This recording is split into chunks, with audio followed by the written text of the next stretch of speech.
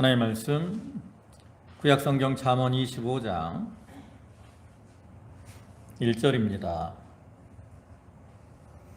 잠언 25장 1절 구약성경 페이지로는 938쪽.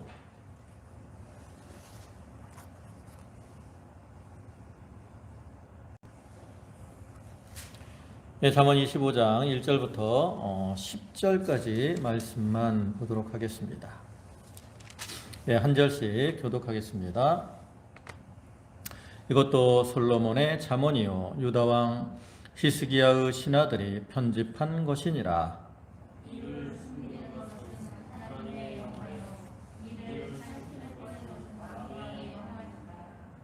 하늘의 높음과 땅의 깊음같이 왕의 마음은 헤아릴 수 없느니라.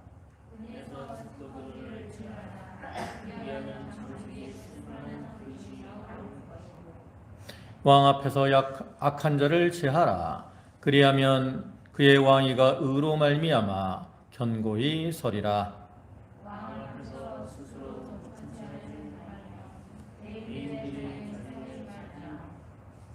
이는 사람이 내게 이리로 올라오라고 말하는 것이 내 눈에 보이는 귀인 앞에서 저리로 내려가라고 말하는 것보다 나음이니라.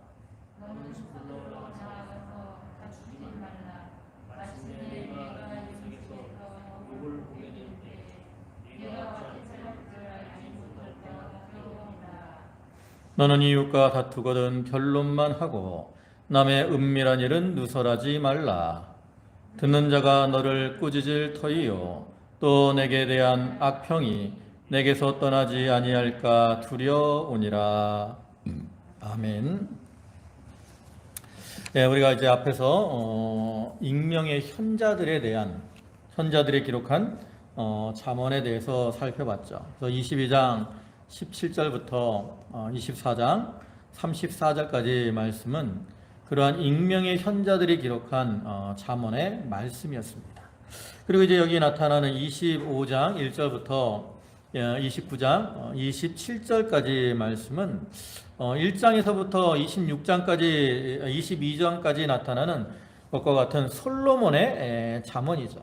그러나 이제 그 앞에 있는 잠언과 여기 나타나는 잠언은 좀 다른 게 앞에는 직접 솔로몬이 기록한 이러한 잠언이라면 여기는 솔로몬이 직접 쓰거나 또 솔로몬 시대에 작성된 것이 아니라 솔로몬 시대로부터 약 200여 년이 지난 후에 히스기야 시대에 히스기야 왕이 그의 신하들을 통해서 편집하도록 한 겁니다.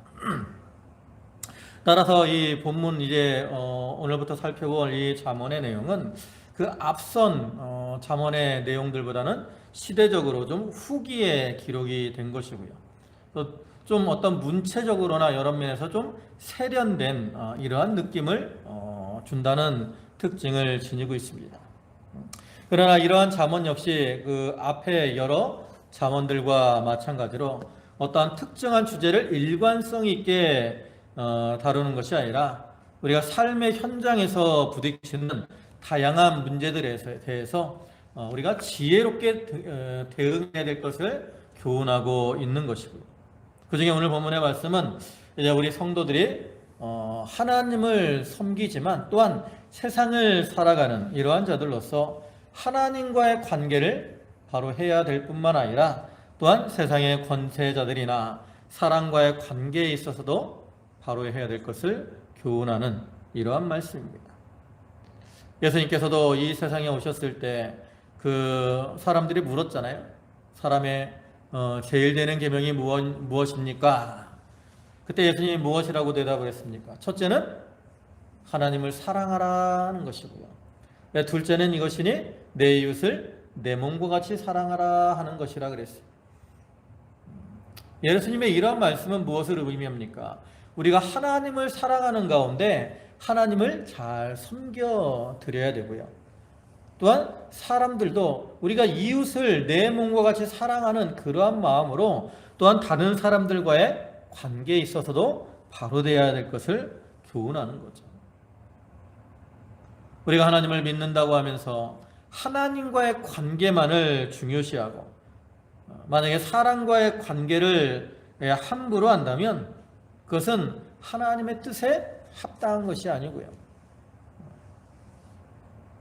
또 하나님이 원하시는 모습대로 살아가는 것이 아니라는 거죠. 하나님 우리가 어떤 모습으로 살아가기를 원하십니까? 예수님께서 말씀하신 것처럼 우리는 세상의 빛이요 소금이라 그랬어요. 그래서 우리는 빛과 같이 또 소금과 같이 살아가야 되죠. 근데 우리가 빛같이 사는 생활에 대해서 예수님께서는 너희의 착한 행실을 통해서 빛을 비추라고 말씀을 합니다. 그래서 우리가 이 착한 행실, 선한 행실을 한다는 것은 바로 이 이웃과의 관계를 또 사람과의 관계를 바로 하는 것을 가리킵니다. 우리가 사람과의 관계가 바로 되지 못하면 우리가 어떠한 행동을 하더라도 그 행동은 착한 행동이다라고 할 수 없어요. 또 소금으로서의 삶도 마찬가지죠. 우리가 소금으로서 맛을 내야 되는데 그러기 위해서는 녹아져야 된다 그러잖아요. 희생과 헌신. 그러니까 우리가 사람과의 관계를 바로 하기 위해서는 이 희생과 헌신이 필요한 거죠. 우리가 비록 이 세상을 살아가면서 사람과의 관계 속에서 다른 사람들이 나를 힘들게 하고 또 어렵게 할 때도 있지만 죄인된 우리를 사랑해 주신 그러한 하나님의 사랑을 기억하고 또 모든 것을 질서를 따라 행하시는 그러한 하나님의 섭리를 따라서 우리도 이웃을 사랑하고 또 권세자들에게 순복함으로 하나님의 뜻을 이루어드리는 그러한 삶을 살아가야 되는 겁니다. 이제 본문을 보시면 1절에 이것도 솔로몬의 잠언이요 유다왕 히스기야의 신하들이 편집한 것이니라. 여기 이제 이 본문의 말씀은 이 구절은 25장부터 29장까지의 말씀의 서론이라고 할 수 있는 부분으로서 이 부분에 어떤 기록된 잠언의 원 저자가 누구인가를 밝히죠. 즉 솔로몬의 잠언이다. 그러니까 여기서부터 나타나는 말씀도 솔로몬의 잠언이라는 거죠. 그래서 이스라엘의 3대 왕으로 재위했던 이 솔로몬은 많은 잠언들을 이렇게 남겼습니다. 그래서 여기 이제 기록된 이러한 잠언 외에도 구전되는 그러한 잠언들도 많이 남겼죠. 그래서 열왕기상 4장 32절을 보면 그가 잠언 3,000가지를 말하였고 그의 노래는 1,005편이며 이와 같이 솔로몬이 3,000의 잠언을 말했는데 그러한 잠언들이 이제 이렇게 기록된 것도 있고요. 또 부분적으로 이렇게 편집이 된 것도 있고 또 구전으로 전해지는 것도 있는데 그것을 이제 히스기야 왕이 신하들에게 명해서 이렇게 구전으로 전해지는 또 일부 이렇게 여러 곳에서 부분적으로 이렇게 편집을 해가지고 기록한 것이 바로 이제 본문의 말씀이라는. 그래서 전하는 바에 의하면 이 히스기야 시대에 솔로몬의 잠언은 그 왕이나 신하들에게 있어서 참 하나님이 주신 가장 큰 선물로 여겨졌다고 합니다. 근데 이때는 이 솔로몬 왕 때부터 히스기야 이 시대까지는 한 200여 년 좀 넘는 그러한 기간이 있거든. 그럼에도 불구하고 이 솔로몬의 귀한 가르침이 후대 사람들에게도 아주 어떻게 여겨져요? 보배와 같이 귀하게 여겨지고 있다는 거죠. 그와 같이 오늘날에도 하나님의 귀한 진리의 말씀은 이 시대가 흘러가도 그것이 보배처럼 사랑을 받게 되는 거죠. 그래서 오늘날에도 우리도 이 과거에 우리가 이제 이 성경 이게 얼마나 오래전에 기록이 된 겁니까? 구약 성경은 모세 시대를 하면 모세가 주전 한 1500년 전 사람이니까 창세기는 한 1500년 전에 기록했다. 주전. 그러니까 지금으로 보면 3500년 그 정도 되고요. 또 신약은 이제 예수님 이후에 초대교회 시대에 기록이 된 거니까 바울 서신 같은 경우는 한 60년대 50년대 말에서 60년대 이렇게 기록이 되어 있고 그다음에 요한계시록은 한 100년경에 이렇게 기록된 것으로 추정을 하거든요. 그렇다고 해도 지금 보면 한 2000년, 1900년 거의, 그죠?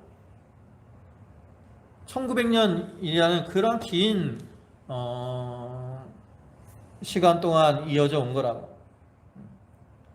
이렇게 긴 시간 동안 이어져 왔지만 이 하나님의 말씀은 참으로 우리에게 보배와 같이 귀한 것이라는 것을 우리가 늘 기억하고 살아야 됩니다. 그 다음에 2절에 이를 숨기는 것은 하나님의 영화요 이를 살피는 것은 왕의 영화니라. 여기 이를 숨기는 것이 하나님의 영화다 그랬는데, 여기 이를 숨긴다라는 것은 전혀 아무도 모르게 한다라는 그러한 뜻이 아니라, 하나님께서 이렇게 역사를 주관하시고 섭리하시는 그러한 것이나 또 우주를 이렇게 통치하시는 이러한 면들이 너무나 신비하고 오묘하기 때문에 이 한계를 가진 인간들은 그것을 다 이해할 수가 없다, 이러한 뜻입니다. 하나님의 행하시는 모든 섭리들을 우리가 다 이해할 수 있는 게 아니에요. 왜냐하면 우리 인간들은 지식에나 또 어떤 가지 모든 면에서 한계를 가지고 있다고. 그래서 우리가 이 지식이 부족하고 알지 못하기 때문에, 깨닫지 못하기 때문에 그것이 숨겨지는 것처럼 여겨지는 거죠. 우리가 아무리 공부를 많이 하고 그럴지라도 우리가 이 하나님이 하시는 일을 다 알 수 없어요. 그래서 바울은 로마서 11장 33절에서 깊도다 하나님의 지혜와 지식의 풍성함이요 그의 판단은 헤아리지 못할 것이며 그의 길은 찾지 못할 것이로다 그랬습니다. 하나님이 행하시는 지혜와 지식의 그 풍성한 섭리들은 우리 인간들이 헤아리지 못하고 그 길을 찾지 못한다라는 거죠. 또 신명기 29장 29절에서도 감추어진 일은 우리 하나님 여호와께 속하였거니와 나타난 일은 영원히 우리와 우리 자손에게 속하였나니 이는 우리에게 이 율법의 모든 말씀을 행하게 하심이니라 그랬습니다. 여기도 보면 감추어진 일이 있고 나타난 일이 있어요. 여기서 감추어진 일은 하나님이 은밀하게 행하시는 그러한 일들을 가리키는 것이고요. 나타난 일은 하나님께서 이제 율법이나 말씀을 통해서 우리에게 보여준 것을 가리킵니다. 그래서 하나님 우리가 알아야 될 것들은 이렇게 말씀을 통해서 비춰주십니다. 조명해 주십니다. 그래서 우리가 그것을 깨달을 때 그를 통해서 유익을 얻는 거죠. 반면에 우리가 알아서 유익이 안 되는 것을 하나님이 우리에게 은밀하게 감추신다라는 거예요. 하나님은 감추신 일들이 여러 가지가 있죠. 대표적인 걸 몇 가지 보면 내가 죽는 날. 여러분 죽는 날 아세요? 모른다고. 또 우리가 모르는 날이 언제? 예수님이 재림의 때. 예수님의 재림의 날을 우리가 알지 못해. 예수님의 아들도 모르고 천사도 모르고 오직 하나님 아버지만 아신다 그랬잖아요. 또 하나님의 최후의 심판의 때, 이런 것들을 하나님이 다 숨겨두셨기 때문에 우리가 알 수 없어요.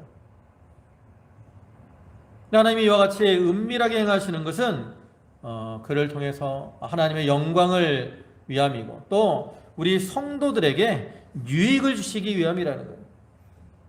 그래서 이를 숨기는 것이 이와 같이 하나님께 영화가 된다는 것은 인간의 지혜로는 완전히 알 수 없지만 결과적으로 세상의 모든 일들이 이렇게 조화를 이루어 나갈 때 나감으로 하나님의 뜻을 이루게 되고 이렇게 하나님의 뜻을 이루어지는 것이 바로 하나님께 영광이 되는 거라는 거예요. 그 다음에 또 이를 살피는 것은 왕의 영화다 그랬습니다. 이거는 이제 세상적인 일을 가리키는 거죠. 일을 살핀다는 것은 어떤 일의 본질을 규명하는 것, 이것이 옳고 그런가 뭐 이런 것들을 판단하는 것들을 가리킨다고 할 수 있죠. 그래서 왕은 이 백성의 통치자로서 그 백성들의 어려움을 살피기도 하고 백성들 사이에 무엇을 판단해야 될 때 그것을 잘 살펴서 바른 판단을 해야 된다라는 거죠. 그래서 왕이 이것을 잘 살펴서 바른 판단을 할 때 나라의 질서가 바로 서게 되고 또 백성이 그 가운데서 평화롭고 풍요로운 이러한 삶을 살아갈 수가 있는 거예요. 그래서 왕이 이렇게 지혜롭게 이를 잘 살핌으로 나라를 견고하게 세우고 백성들이 평화롭고 풍요롭게 살아가게 하면 백성들도 또 어떻게 합니까? 왕을 높이게 되죠. 그러한 지혜로운 왕을 존경하고 높인다고. 여러분, 우리나라 왕 중에 제일 존경하는 왕이 누구세요? 뭐 여러 사람들이 있을 수 있겠지만 대표적인 왕 하면 우리가 세종대왕이잖아요. 세종대왕. 그죠? 왜 사람들이 세종대왕을 존경합니까? 세종대왕이 그래도 이렇게 왕으로서 백성들을 사랑하는 마음으로 통치도 잘했고 신하들도 잘 등용을 해서 사용을 했고 한글 이 백성들을 위해서 만든 거잖아요. 백성들이 이 중국어가 어려우니까 자기의 뜻을 알리고자 해도 제대로 알릴 수 없기 때문에 왕이 그것을 불쌍히 여겨서 긍일히 여겨서 새로운 한글을 만든 거라고. 그러한 왕이었기 때문에 우리가 이제 세종대왕을 참 존중하죠. 존경하죠. 그와 같이 왕들이 이렇게 백성의 형편을 잘 살피고 모든 것들을 지혜롭게 잘 행해 나가면 그를 통해서 나라가 견고하게 되고 백성들도 풍요를 누리고 안정된 평안한 삶을 살게 되고 그 가운데서 이제 왕을 존경하고 왕을 높이기 때문에 이를 살피는 것이 이와 같이 왕에게 영화가 되는 거죠. 또 3절에는 하늘의 높음과 땅의 깊음같이 왕의 마음은 헤아릴 수 없느니라.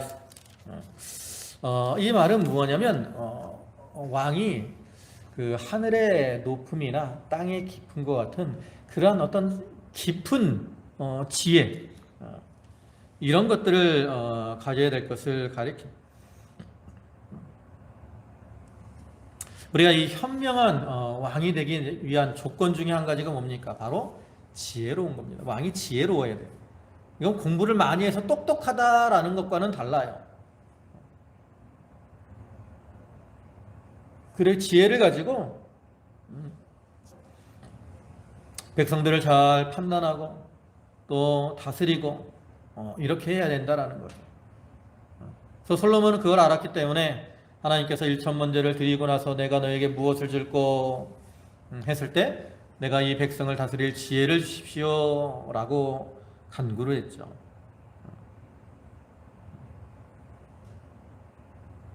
그래서 우리가 그러한 지혜를 가져야 된다는 솔로몬이 이 말을 통해서 그 후대 왕들에게 너희가 하늘의 높음과 같이 땅의 깊음과 같이 지혜를 가지고 백성들을 잘 다스려야 된다라고 교훈을 한 겁니다. 그러기 위해서는 오늘날 우리에게는 우리가 왕 같은 제사장들이다라고 말을 하기 때문에 우리 성도들도 지혜로운 삶을 살아가야 된다라는 거예요. 그럼 우리 성도들은 어떻게 할 때 지혜로운 삶을 살아갈 수 있느냐? 그래서 우리가 하나님의 말씀을 가까이에서 하나님의 뜻을 깨달을 때 우리가 지혜로운 삶을 살 수 있죠. 그래서 우리는 늘 이렇게 말씀을 좀 가까이 하고 또 기도로 말씀을 묵상함으로 우리가 하나님의 뜻에 하나님 앞에서 또 사람 앞에서 지혜로운 자가 되어야 돼요. 우리가 기도할 때 그래서 말씀을 묵상하는 게 중요합니다. 여러분 기도할 때 우리가 뭐 하나님 이렇게 해주세요 이렇게 해주세요 이것만 하는 게 아니라 좀 성경을 읽으면서 자기가 이제 말씀을 읽었는데 이해가 안 되면 하나님 이 말씀이 무슨 뜻입니까? 깨닫게 해주십시오.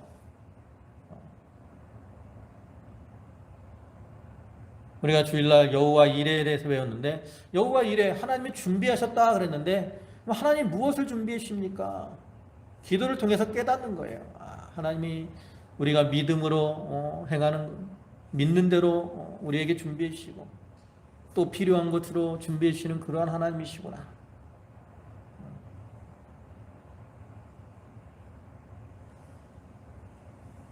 우리가 이제 큐티라는 거 있잖아요. 큐티가 뭐예요? 바로 말씀을 생각하는 거예요. 말씀을 읽으면서 이거는 무슨 뜻일까? 내가 과연 이 말씀대로 살고 있느냐? 이런 것들을 자꾸 생각하는 것이 바로 큐티죠. 말씀은 우리가 말씀을 자꾸 묵상하는 게 자기에게 큰 유익이 됩니다. 묵상하는 것은 마치 소가 그 여물을 이렇게 되새김질하는 것과 같아요. 여러분 소가 위가 몇 개예요? 4개잖아요. 그래서 자꾸 소는 자기가 먹은 여물을 이렇게 되새김질합니다. 소들이 먹는 게 뭡니까? 이 볏짚이나 이런 뻣뻣한 거 아닙니까? 그러나 그것들을 자꾸 되새김질할 때 그것이 이제 부드러워져서 소화가 잘 되고 영양을 공급받게 되는 거죠. 여러분이 하나님 말씀도 참 어떨 때 이 말씀이 참 이해가 안 되고 딱딱하다고. 그러나 우리가 말씀을 들은 말씀을 붙들고 읽은 말씀을 붙들고 자꾸 묵상하면 하나님이 이제 깨달아지게 해주시는 거야. 아, 이 말씀이 과연 그런 뜻이구나. 물론 항상 묵상을 할 때는 이게 함부로 이렇게 해석을 하지 않도록 조심하라고 하지만 자꾸 묵상하는 거예요.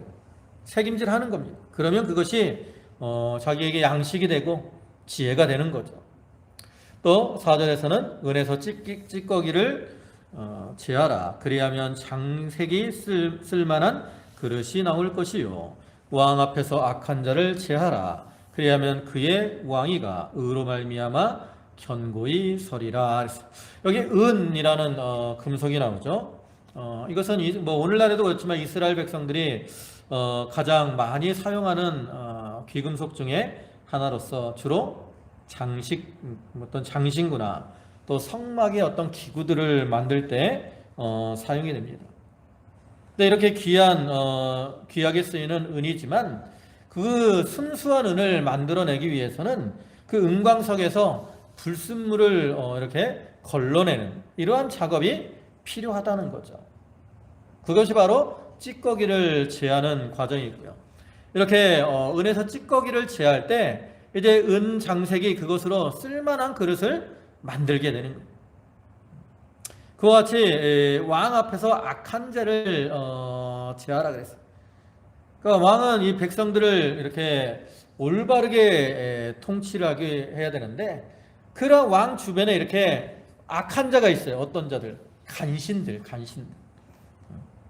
왕의 뜻을 왜곡하고 자기의 이익을 이렇게 얻으려고 하는 그런 악한 자들이 있습니다. 그래서 그런 악한 자들이 많으면 그 왕이 좋은 왕이 되겠어요? 나쁜 왕이 되겠어요? 그럼 간신이 많으면 그 왕은 나쁜 왕이 되는 겁니다.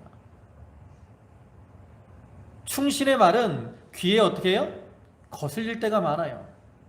그러나 간신의 말은 달콤하죠. 그러나 우리가 음식도 너무 달콤한 것만 먹으면 몸에 좋지가 않은 것처럼 우리가 이 간신들, 악한 사람들을 가까이 하게 되면 그 사람이 바르게 백성들을 통치할 수가 없다는 거예요. 그래서 왕은 이 은에서 찌꺼기를 제거하는 것처럼 그런 악한 자들을 제거해야 된다는 거예요. 그래야 그의 왕위가 견고해질 수 있다라는 거예요. 그래서 여기서 제하다라는 말은 정결하게 하다라는 이러한 뜻을 가지고 있습니다. 그러니까 이렇게 악을 제거해야 정결해질 수 있다. 그리고 이렇게 정결해져야 그를 통해서 의롭고 견고하게 된다. 이러한 말이죠. 이거는 뭐 나라만을 의미하는 게 아닙니다. 또 어떤 단체에서도 그렇지만 이 악한 자를 제거하지 않으면 그 악한 자가 계속해서 그 단체나 또 지도자들을 헐뜯고 흔들기 때문에 그 단체가 견고히 설 수가 없습니다. 그래서 이렇게 악한 자들을 잘 분별하고 그것을 제거해야 되고요. 또한 이것은 우리 성도들이 특별히 영적으로 자기 속에 있는 이러한 악한 것들, 찌꺼기, 부패성 이런 것들을 제거해야 될 것을 의미합니다.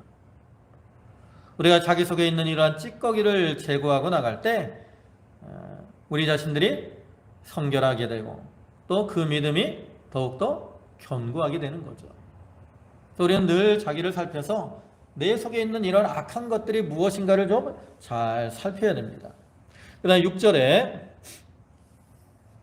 왕 앞에서 스스로 높은 치 하지 말며 대인들의 자리에 서지 말라.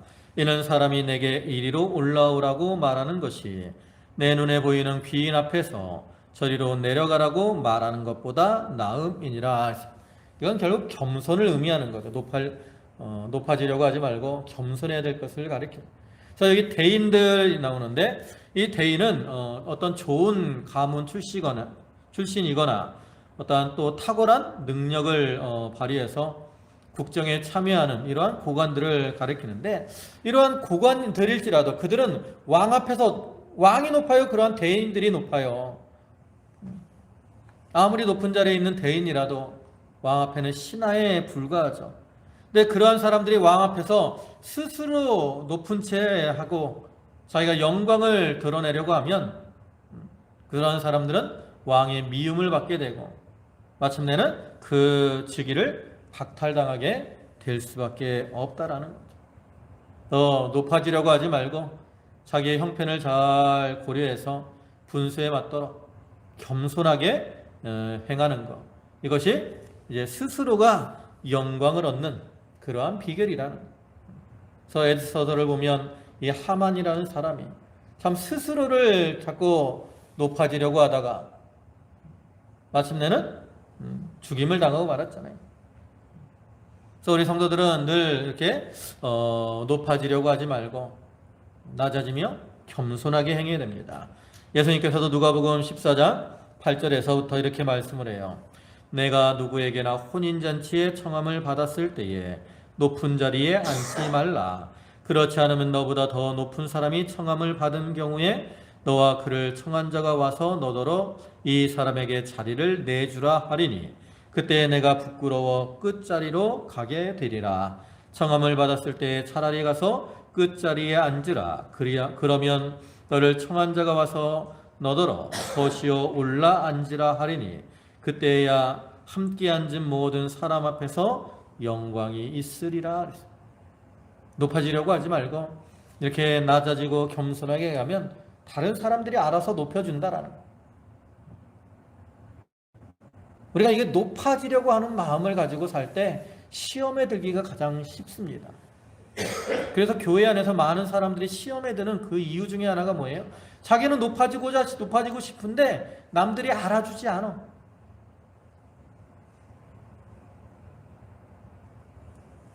그래서 그로 인해서 시험에 드는 거죠.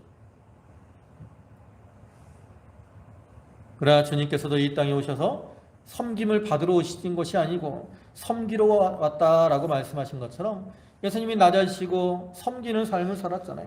그래서 우리도 그러한 주님을 본받아서 이렇게 낮아지고 섬기는 이러한 삶을 살아가야 되는 거죠. 그 다음에 8절에 너는 서둘러 나가서 다투지 말라. 마침내 내가 이웃에게 욕을 보게 될 때에 내가 어찌할 줄을 알지 못할까 두려우니라.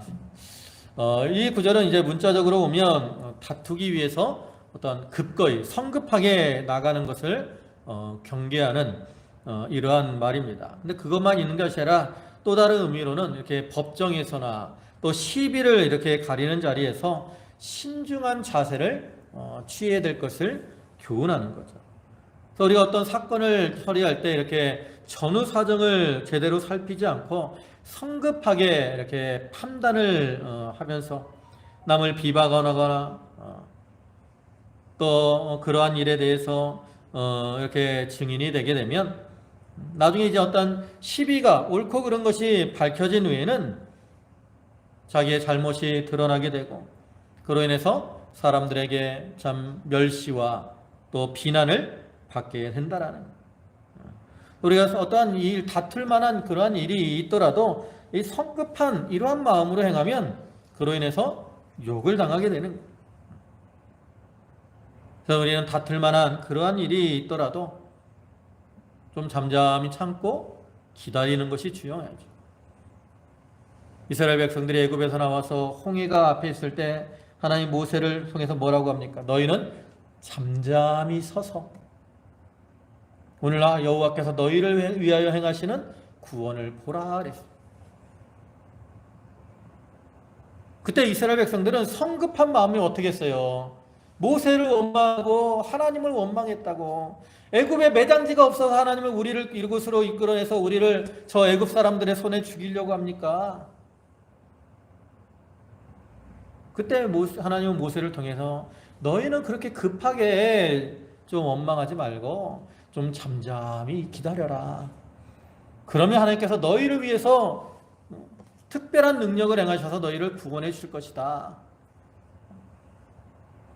이렇게 말씀을 하는 거잖아요. 그래서 오늘날 우리들도 좀 이런 성급한 마음을 버려야 됩니다. 기도할 때도 당장에 하나님의 응답이 없다고 해서 조급하지 말고, 또 어떤 일을 행할 때 있어서 당장에 어떤 결과가 나타나지 않는다 그래서 성급해 하지 말고 좀 잠잠히 참고 기다리는 거죠. 사람과의 관계 속에서도 원수 갚는 것은 하나님께 있다 그랬잖아요. 그러면 뭐 다른 사람들이 나를 대적하고 나를 해하려고 하고 그로 인해서 모함을 당하고 또 수욕을 받더라도 자기는 잠잠히 참고 기다리는 가운데 좀 하나님께 맡기는 거예요. 하나님께 맡기고 참으면 그때 하나님께서 다 역사하셔서 우리를 바른 길로 또한 형통한 길로 인도해 주신다라는 거죠. 서둘러서 되는 건 별로 없어. 우리나라 사람들은 참 빨리빨리 참 급한 그러한 성품을 가지고 있죠. 그래서 우리가 그러한 성품 때문에 뭐 나라가 이렇게 좀 많이 발전한 것도 있지만 그러한 빨리빨리한 이런 어떤 이 특성 때문에 또 많은 사고들이 일어난다. 그래서 옛날에 뭐 성수대교가 무너진 것이나 이런 사건들은 다 너무 일을 급하게 하기 때문에 그러한 일들이 일어나는 거죠. 우리가 이 사람과의 관계에 있어서 서두르면 그로 인해서 다툼만이 일어나는 거예요. 잘 참고 견디고 인내하고 나가는 것, 그것이 우리가 다른 사람과의 관계를 이렇게 잘 유지하는 그러한 비결인 줄 알고 좀 참고 기다리는 게 필요하죠. 또 25장 9절에 너는 이웃과 다투거든 변론만 하고 남의 은밀한 일은 누설하지 말라. 듣는 자가 너를 꾸짖을 터이요 또 내게 대한 악평이 내게서 떠나지 아니할까 두려우니라. 이것도 이제 악구절과 연결이 되는 것으로서 이웃과 다툴 때 성급하게 나가서 다투지 말아야 되고요. 그 다음에 또 부득불하게 이렇게 논쟁이 있을 때에도 남의 어떤 은밀한 일은 누설하지 말고 거기에 해당하는 이러한 사항만을 말하는 거예요. 다른 사람과 다툴 때나 또 이웃과의 송사에 있어서 어떤 자기가 유리해지려고 상대방의 약점을 폭로하거나 또 송사에서 패한 어떠한 분풀이로 그 상대방의 부끄러움, 이러한 비밀을 누설하면 그게 다 악하다라는 거죠. 악하다는. 그래서 당장에는 어떠한 조금 자기가 기쁠지 모르지만 오히려 그것을 듣는 자가 너를 꾸짖을 것이다 그랬잖아요. 그 악평하는 사람들은 다른 사람들이 좋아하지 않아요.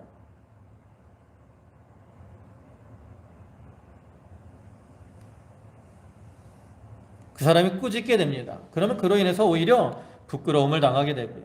또 그렇게 악평을 하는 것은 하나님이 미워하시는 것이기 때문에 하나님의 책망과 또 징계를 받게 된다라는 거예요.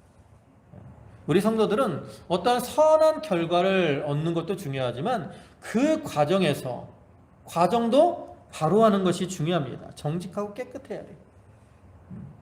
하나님은 선하신 하나님이기 때문에 하나님은 결과만을 보고 판단하시는 분이 아니라 그 과정까지도 중요하게 생각하신다라는 거예요. 그래서 마태복음 18장 15절을 보면 내 형제가 죄를 범하거든 가서 너와 그 사람과만 상대하여 권고하라. 만일 들으면 내가 내 형제를 얻은 것이요 만일 듣지 않거든 한두 사람을 데리고 가서 두세 증인의 입으로 말마다 확증하게 하라. 어떤 사람이 잘못했더라도 처음엔 그 사람과 둘만이 이렇게 잘 얘기해서 그 사람을 권고하라는 거예요. 그 사람이 잘못이라 그래서 그걸 드러내고 이렇게 하는 게 유익이 없다라는 거죠. 그래서 우리는 이와 같이 다른 사람들에 대해서 그들의 비밀을 드러내지 말고 오히려 그들의 죄를 좀 덮어주고 긍휼히 여기고 이렇게 행하는 그러한 자들이 되어야 될 것을 말씀을 합니다. 여기서 여러 가지로 이제 우리가 하나님과의 관계에 있어서 바로하고 또 사람과의 관계에 있어서도 왕에게나 또 여러 사람들에게 이렇게 바로함으로 좋은 관계를 이루어 나가야 될 것을 교훈하고 있습니다.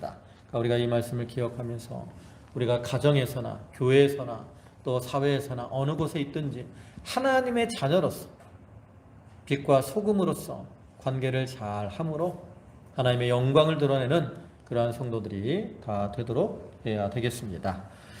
기도하시겠습니다. 만유의 주가 되시고 자비와 사랑과 긍휼이 풍성하신 주님, 오늘도 귀한 말씀을 통해서 저희를 권고하시고 교훈하여 주시오니 주여 감사를 드립니다. 주여, 저희가 저희 속에 은혜에서 찌꺼기를 제하는 것처럼 또 악한 자들을 제하게 하시고 또 저희 속에 있는 더러운 것들, 부패성들을 다 제거하고 자기를 정결하고 깨끗하게 만들어 나가게 해주시옵소서. 또 다른 사람과 성급한 마음으로 다투지 말라 하였고요. 또 남의 은밀한 일을 누설하지 말라고 하셨사오니 우리의 말과 행실이 다른 사람들에게 상처를 주고 아프게 하는 그러한 일이 되지 않고 다른 사람들을 이렇게 위로해주고 또 상처를 싸매주는, 그러므로 유익을 주는 저희 모두가 되게 하여 주시옵소서. 아버지 하나님께서 저희 성도들을 늘 붙들어 주시고 이제 새로운 2월에 더욱 믿음의 힘을 써서 하나님의 뜻을 이루는 그러한 모든 성도들이 되게 하여 주시옵소서. 예수님의 이름으로 기도 올리옵나이다. 아멘.